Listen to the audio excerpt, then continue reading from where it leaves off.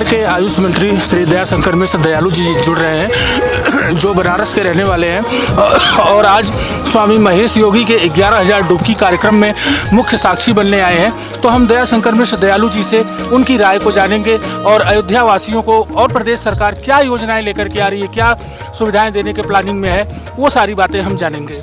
सबसे पहले तो जिस कार्यक्रम की आपने चर्चा किया, ये अयोध्या का गौरव की बात है इस उत्तर प्रदेश के लिए भी और देश के लिए भी कि एक ऐसे साधु संत हमारे बीच में हैं जिन्होंने 113 विश्व रिकॉर्ड अब तक योग के माध्यम से बना चुके हैं, इनके द्वारा और इनकी पूरी टीम के द्वारा। तो योग की ताकत को दुनिया में हमारे देश के यशस्वी प्रधानमंत्री जी सारे विश्व में स्थापित किया।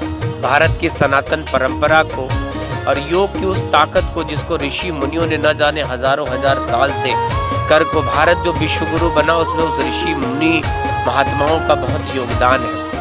उसी कड़ी में वर्तमान में इस आधुनिक भारत में इस तरह के भी योगी हैं जिन्होंने अपने योग के द्वारा समाज को, दुनिया को नई, अब सोच लीजिए कि बिना निराहार रहकर 57,000 जिसे वो कपालभाति करना, 11-11 घंटे रोज कपालभाति करना, अब इनका है 11 दिन तक लगातार कपालभाति करने का एक लक्ष्य आपने और ठाना है। तो मुझको लगता है कि ऐसे संत को के चरणों में प्रणाम करता हूँ, ऐसे योगी के चरणों में नमन करता हूँ। आयुष का मंत्री हूँ उत्तर प्रदेश सरकार का, तो ऐसे में मेरे लिए ऐसे व्यक्ति आदर्श हैं, पूजनीय हैं और मुझको लगता है कि ऐसे व्यक्तियों का इस देश में बहुत सम्मान होना चाहिए। और आज भी एक नया विश्व रिकॉर्ड बनने जा रहा है कि 11,000 डुबकी माँ सरजू के तट पर भगवान रामलला की नगरी अयोध्या में। तो आज अयोध्या नगरी एक नए रिकॉर्ड की साक्षी बनेगी, वो भी योग के द्वारा और स्वामी महेश योगी जी के द्वारा।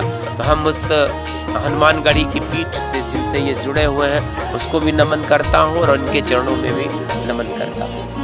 सर, अयोध्या और बनारस की कनेक्टिविटी के लिए प्रदेश सरकार की तरफ से और क्या मास्टर प्लानिंग चल रही है? देखिए, आने वाले कल में सड़कें हमारी कनेक्टिविटी के लिए एक शानदार सड़क की ज़रूरत है, वो भी उस पर बहुत तेज़ी से काम चल रहा है। एयर कनेक्टिविटी, चूँकि यहाँ भी इंटरनेशनल एयरपोर्ट हो गया, काशी में भी हो गया, तो वो जहाज़ के माध्यम से भी जुड़ जाएंगे। हेलीकॉप्टर की सेवा भी शुरू करने का माननीय मुख्यमंत्री जी ने आदेश किया है। तो मुझको लगता है कि जो काशी आता है वो अयोध्या ज़रूर आता है, फिर प्रयागराज जाता है। तो ये जो त्रिकोण बना है वर्तमान में शायद दुनिया का सबसे ऐतिहासिक त्रिकोण है, जिनमें संसार के सर्वाधिक दर्शनार्थी और भगवान राम से मिलने, भगवान शंकर से और प्रयागराज तीर्थों के राज प्रयागराज को देखने जानने के लिए आ रहे हैं। तो मुझको लगता है कि ये सर्वाधिक लोग आए भी पिछले दिनों, जो नया देश में शायद और भी जो शहर थे जहाँ लोग जाते थे उनसे संख्या के मामले में रिकॉर्ड टूट गया काशी और अयोध्या और प्रयागराज के इस कॉम्बिनेशन ने। तो मुझको लगता है कि आने वाला कल बहुत ही ऐतिहासिक होगा।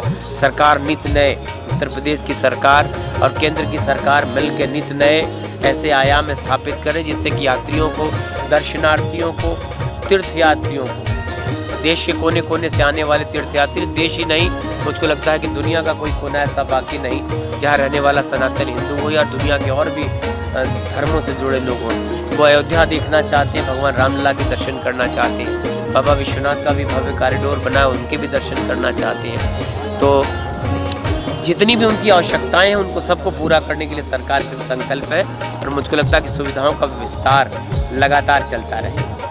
आप तो सर वाराणसी के मूल निवासी हैं और बनारस का आप कई बार वर्षों से देख रहे हैं। अयोध्या जो प्रभु राम की नगरी है, यहाँ पे लाखों भक्त रोज आते हैं। यहाँ से आप राम भक्तों को क्या संदेश देंगे, क्या शुभ संदेश देंगे? तिलक पत्रिका के माध्यम से राम भक्त आएँ और कैसे रामलला का दर्शन करके क्या संदेश लेकर जाएँ?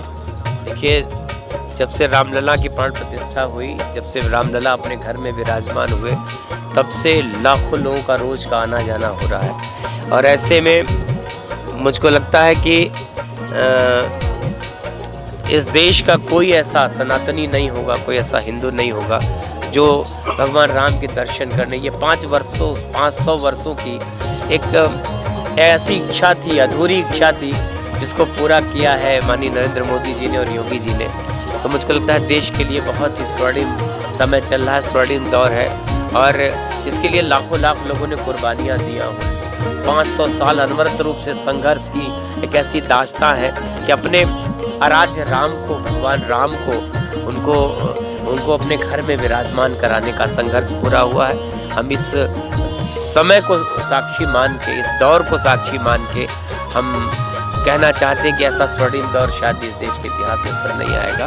तो हर व्यक्ति चाहता है अयोध्या आना, हर व्यक्ति चाहता है काशी आना।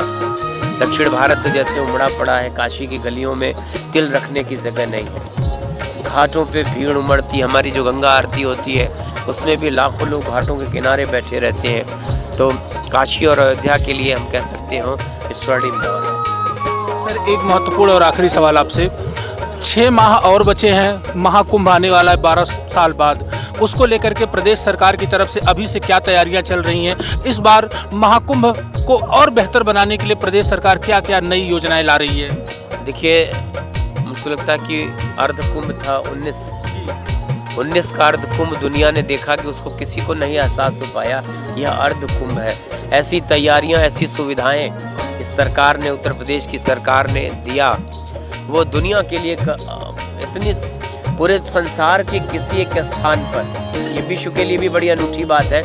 इसीलिए सारा विश्व देखने आता है प्रयागराज की उस धरती को कि कैसे संसार के सारे लोग एक जगह इकट्ठा होकर महीनों पूरे समय स्नान करना, पूजा करना, पाठ करना और उसमें लीन रहना, तो दुनिया भी आश्चर्यचकित होती है। तो हम समझते हैं कि ऐसे जो कुंभ की तैयारियां हैं वो शुरू हो जाएंगी। अभी चूँकि बरसात शुरू होगी, बाढ़ का समय, तो सरकार की तरफ से काम शुरू हो चुका है, उसकी पूरी कार्य योजना बन चुकी है। तो आने वाला कुंभ भी ऐतिहासिक होगा और दुनिया के लिए एक नए प्रतिमान के साथ, नए रिकॉर्ड कह सकते हो कि रिकॉर्ड दुनिया के लोग आएंगे।